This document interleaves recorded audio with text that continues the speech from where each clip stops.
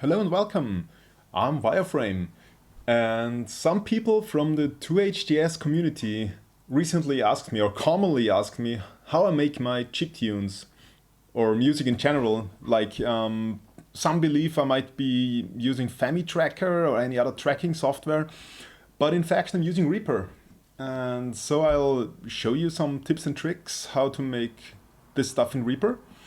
But before we begin, I need to get some basics out of the way so that you know why I'm doing the things I'm doing and the restraints I'm following. Let's see, my favorite synthesizer for making chiptune sounds is the Nintendo VST, made by Matt Montag. Pretty cool synthesizer all in all. It has a lot of channels. I will show you some details later.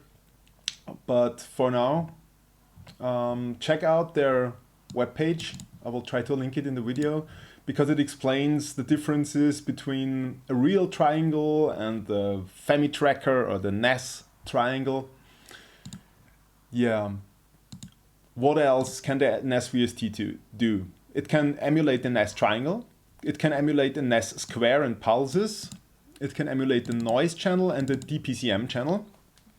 But there are some constraints because the real NES could not have millions of channels like it could add here in Reaper. It would just be impossible for them to play at the same time. Instead, the NES only had one triangle channel, two pulse channels, one noise channel and one sample channel. And we need to make sure, when using Reaper, we need to make sure by ourselves that we don't break these constraints. In Tracker, that's a bit easier because you only get these channels you only have these channels available, so there's no need to pay any special attention because you won't be able to put in the notes. But we can do that in Reaper. As I showed you before, if I want to add, say, the NES VST to Reaper, there's a few options. There's probably many more than these, but one you can do is double click on the left side and add a new channel, click the FX button, and then search for the NES VST.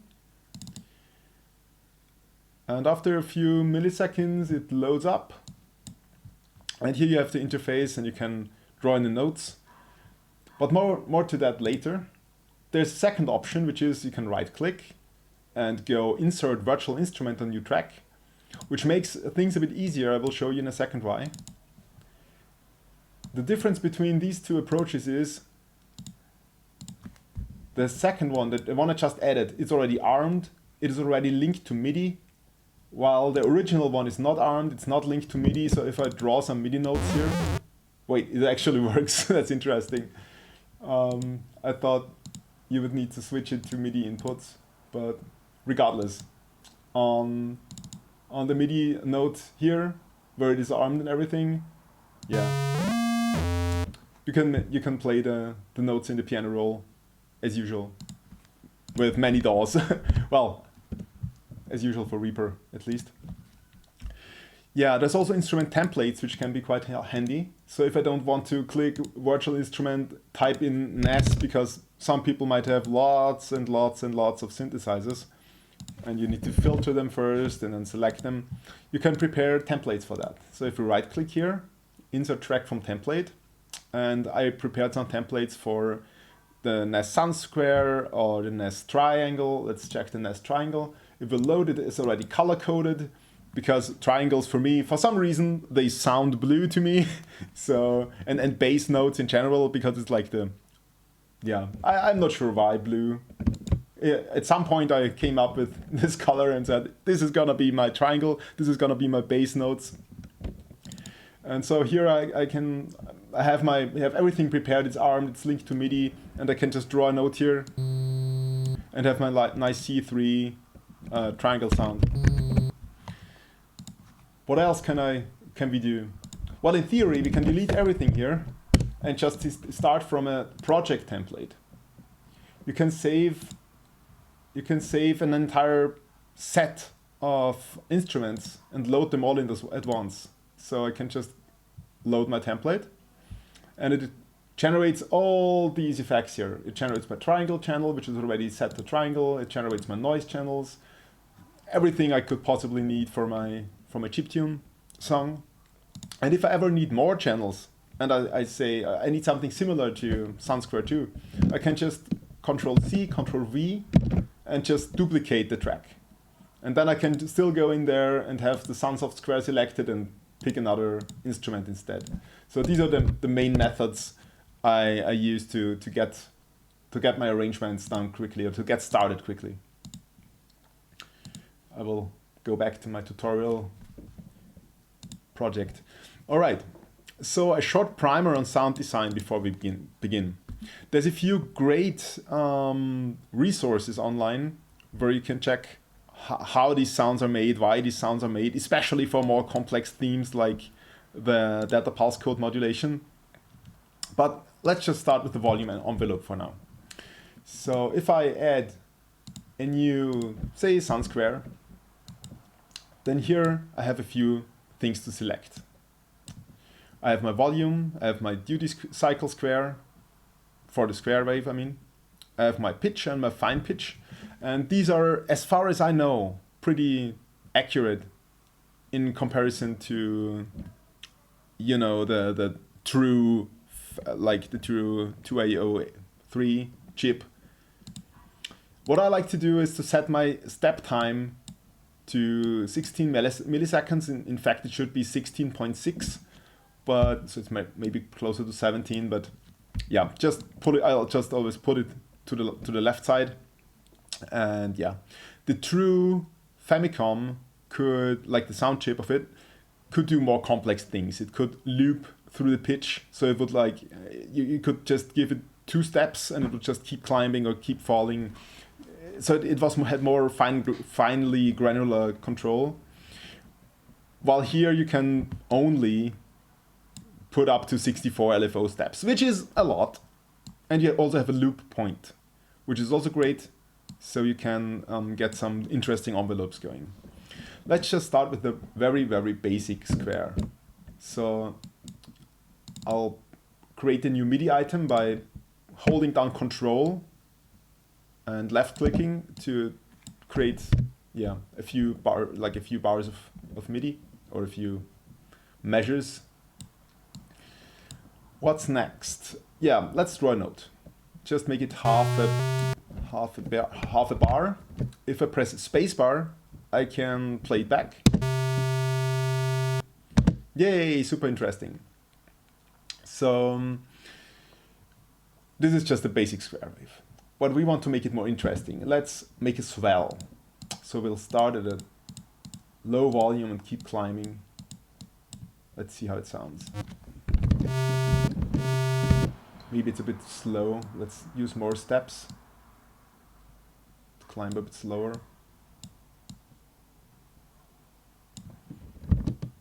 Let's see.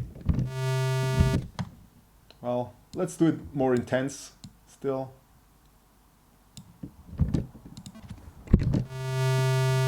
So as you can see, it starts really quiet and gets louder over time. Now let's do the opposite. Let's start at a loud note, at a loud volume, and fall off, and then clean it to 0.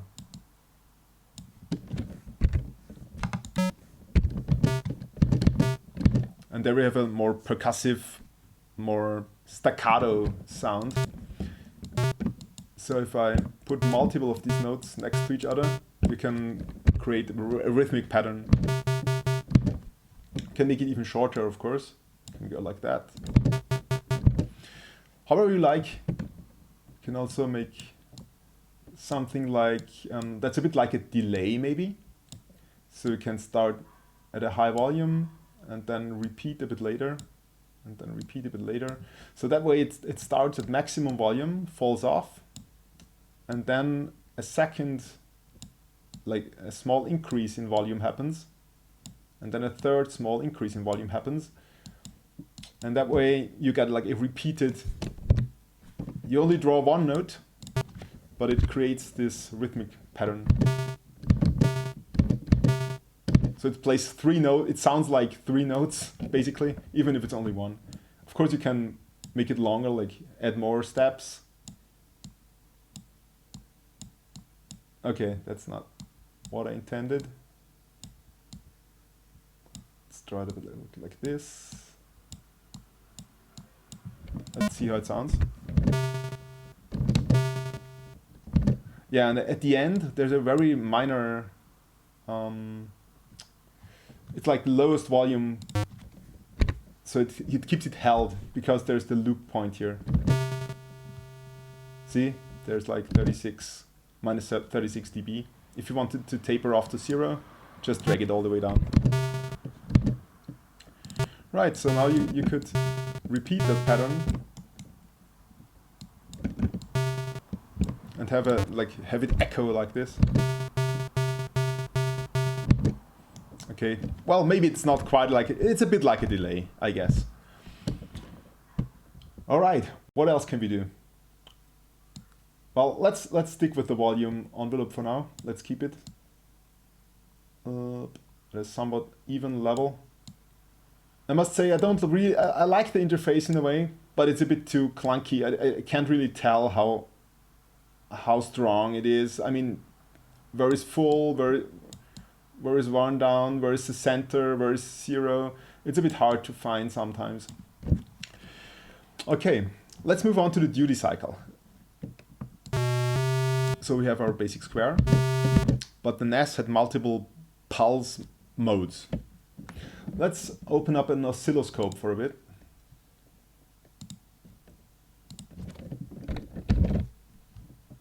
I have size scope here, which shows, or is supposed to show, how it's oscillating.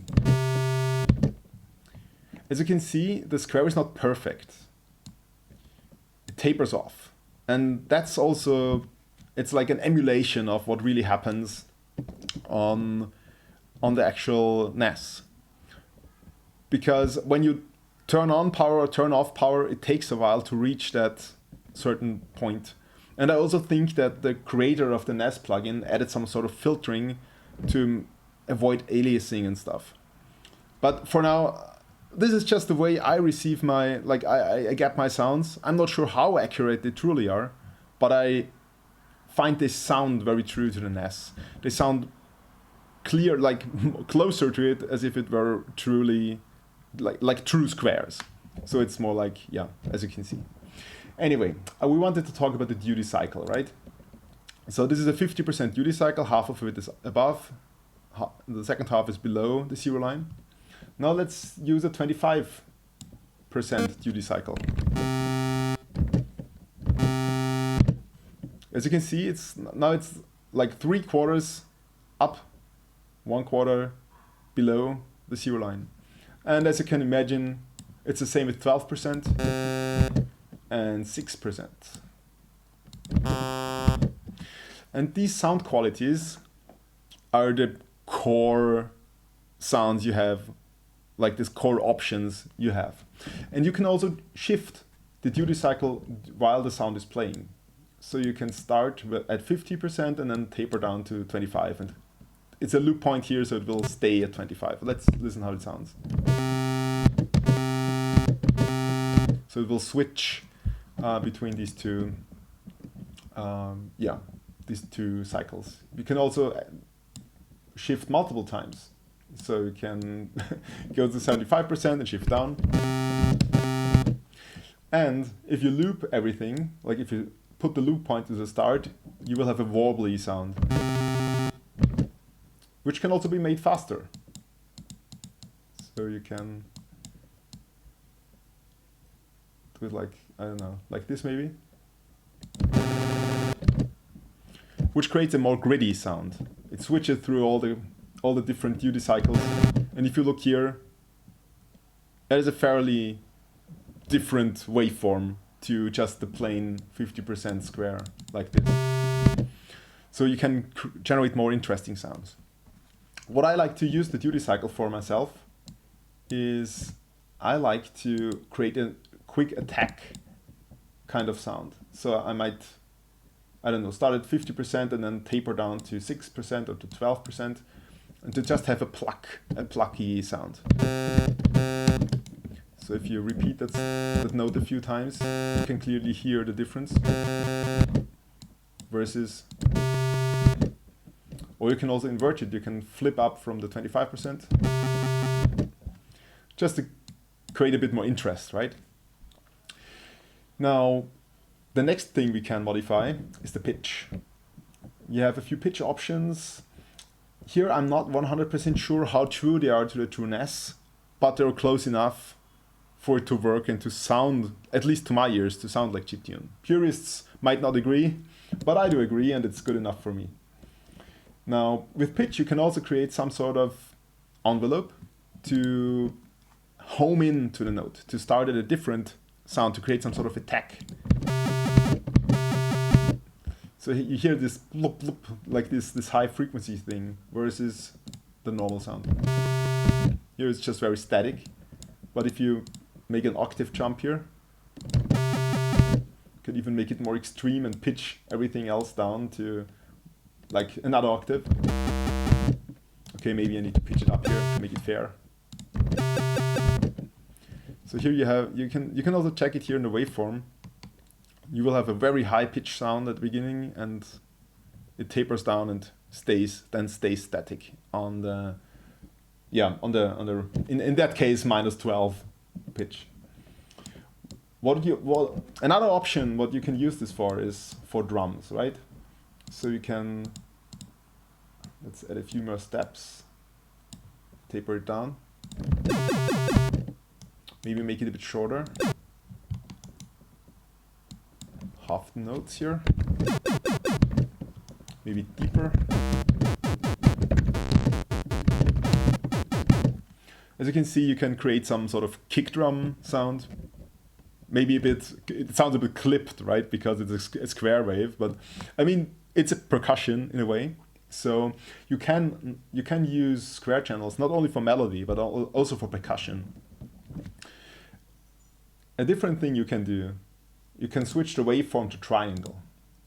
Now let's see, let's just compare. Let's just use the same note, the same pitch pattern for a different style of kick drum. Maybe high pitch.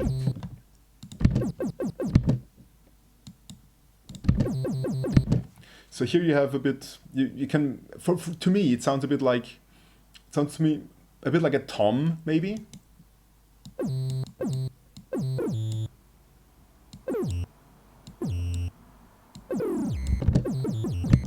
Okay, it should be shorter. Maybe it counts as a tom, I don't know. Can't tell. You would need to experiment with that. Right, there's also the fine pitch, which is only ±1 semitone, and you can use it to create some sort of smoother pitch bends and stuff, like vibratos, because here the pitch, one step is one semitone, right? So if I try to reset it to 0 here, if I put it on C3, okay, so that's our C3, but if I put it up one step here, it's actually C sharp. So I would need to put it one note down to have the same sound as before. So yeah, these are pretty strong jumps for notes. So if you want a more smoother approach, I mean, you can blend in the pitch, but this is only a very fine, it's only a semitone overall. So it's not as intense, not as percussive, but more, I don't know, melodic maybe. And what you can do too is you can modify the, like this is the loop part, right? The loop point here. If you loop it in such a way, it creates some sort of vibrato.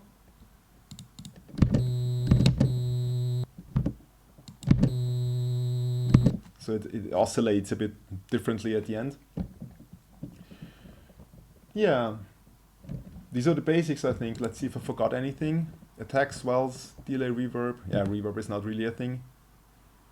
Attack and warble. We went over the pitch envelope with attack, vibrato, arpeggio, right. This is a fun one. Because you can, and the NAS could do it too. You can create an arpeggio with the pitch envelope. I'll just reset this really quick.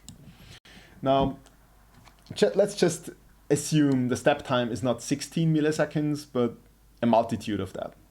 Let's make it 2 times that. Let's go to, what is it, 16 times 2, 33, I think. Anyway, doesn't really matter that much. And if we, let's say we do 3 up, 3 center, I'm not really sure what to do here. Let's try a triad. So for a triad, we need 1, 2, 3, 4, 5. 5 up, I think. Let's see. 1, 2, 3, 4 up. It's 4 up for a major triad. My bad.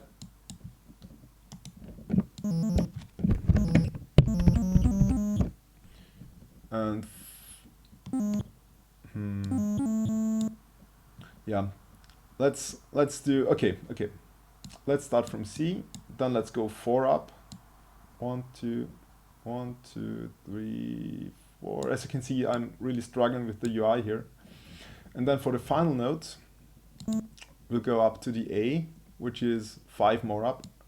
1, 2, 3, 4, 5. Okay, I think that should be fine, maybe. Let's put the loop point to the start, so we cycle through these 3. Now, what should be happening, like I drew some notes here, right? I drew the C major triad. But now it should be sufficient to just play the C and it will arpeggiate. Yeah, that's what it does. Let's put the step time down to make a faster arp. And this is a chiptune style arp. We can make it higher too. The only downside is it will also always be a major triad. So yeah, your mileage may vary because it might sound a bit weird if you keep the same pattern. If you keep the same pattern through the entire scale. It might work, but as I said, you might need to make a minor triad here, so 1 down. Yeah. So I don't really like this UI. I usually use a different approach for my arps, but I just wanted to show you that it's possible to play a single note but make it sound like an arp here. All right, and that's the pitch envelope. What else do we have? Yeah, noise modes, right, the noise modes. So I will start from the square wave. I actually have some drum patches prepared here. Let's just start with drums 1. As you can see, here's a slight pitch difference, which means a slightly different quality of noise. And also have the volume taper off. So it will not be just a static white noise, but it will be more percussive. Oops, wrong channel. This should be named noise. Now you have a few different sounds you can make from this.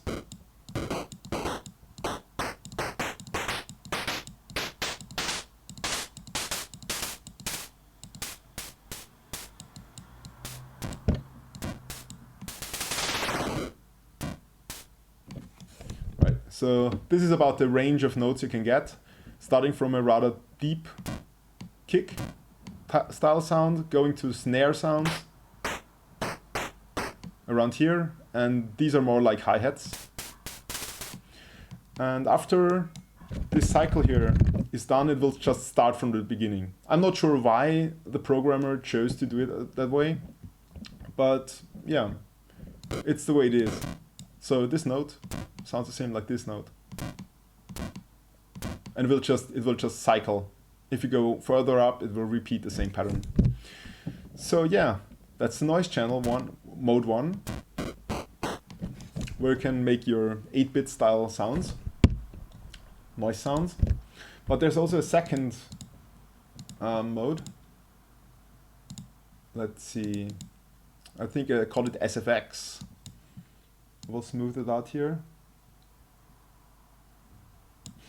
So the previous one was the high frequency timer period, and this is a much slower timer. So the noise will repeat more often, which means it's more tonal because it's a faster repeat. It's like a wavetable a bit. So you get a metallic type of sound.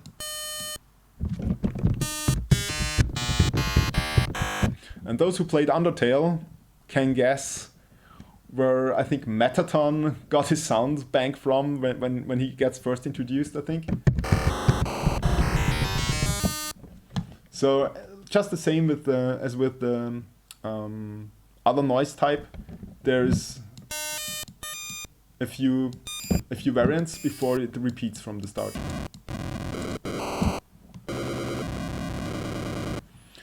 So I don't know, it's not a nice pitch, right? There's only a few notes that sound a bit like they're a true pitch, like you could create a harmony with them, or to create not really a melody, but it's tonal, right? It's a bit like a tom maybe, or yeah. So also a very percussive sound, even if you don't put any volume envelopes in. What I like to do here is to draw some weird shape at the start, to just cycle more or less randomly to give it a more harsher attack sound. So there's a small squeak at the start. It's a bit more interesting to me than just having it all smoothed out. But both of them can work, right? I also have preset prepared. I think it's called Noise 4 or Drums 4. No, this is not it. Drums 3, right? Here I just have the volume at maximum, so it hisses. So it doesn't taper off, right? But just as before, you can just draw your shapes here and have a more swelling or repeating sound.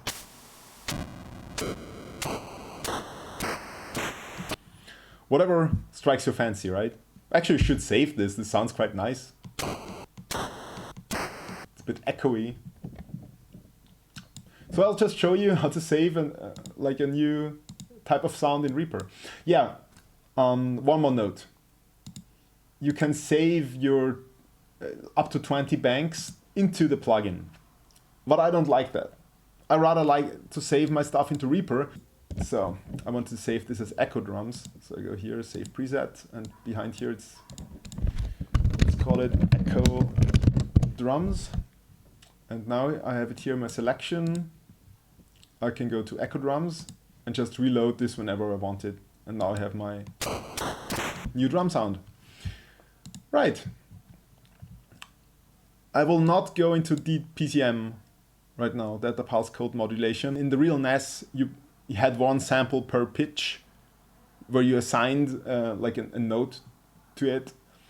But there's only 4 options and you don't have any control about anything. But I will just show it off because it does include that function, and you can click on load and load a new wave file here. I don't like the sound, but yeah, I think it's on the C. Yeah. And here you have a few kicks. A few sounds, sample sounds.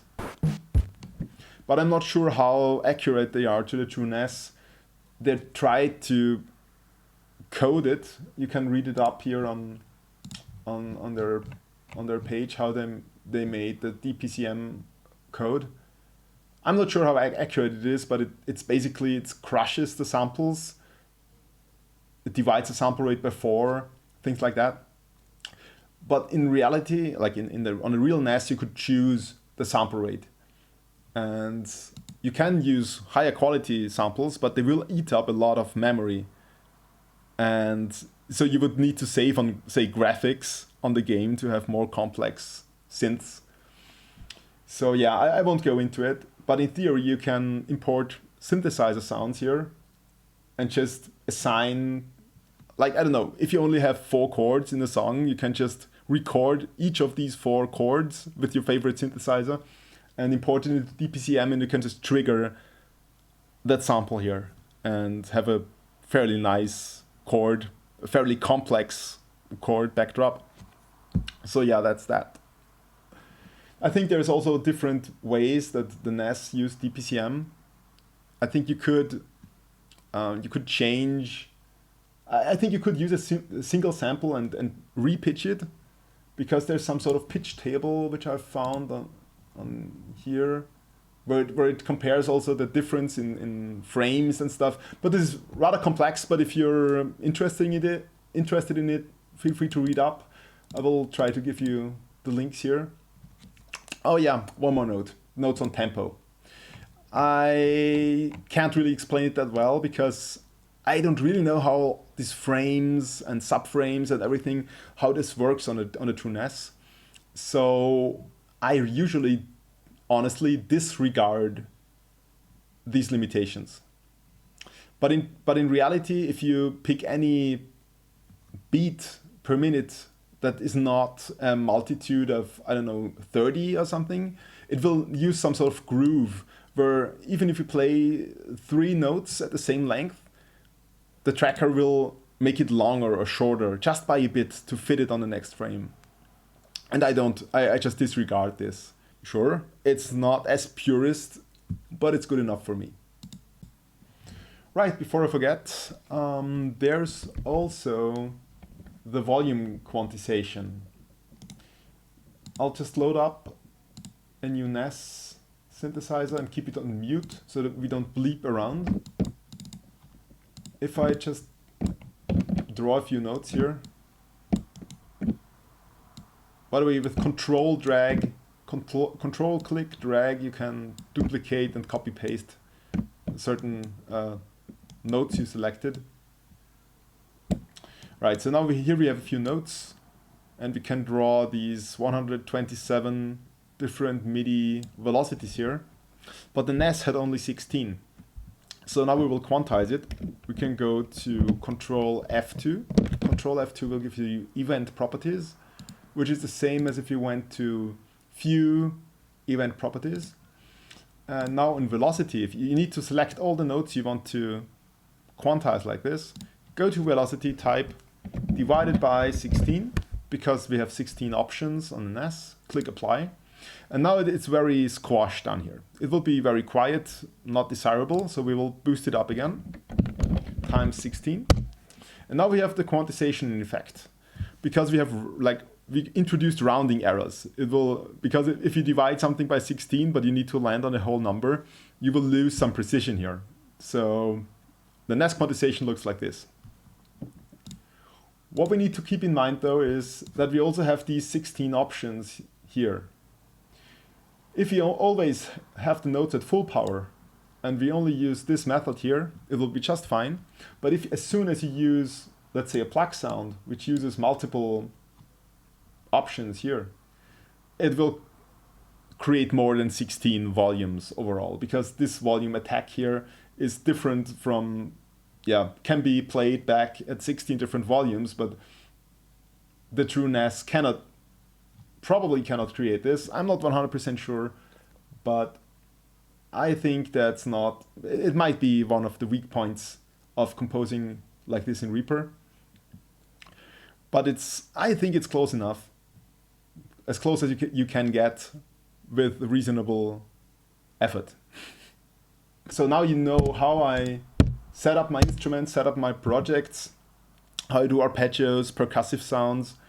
If there's any questions you have, feel free to drop me a comment or just send me a PM on Discord, and I will try to answer at the best of my ability. And this should be a nice primer if you ever watch one of my Chiptune sessions where I record my tracks for 2HTS.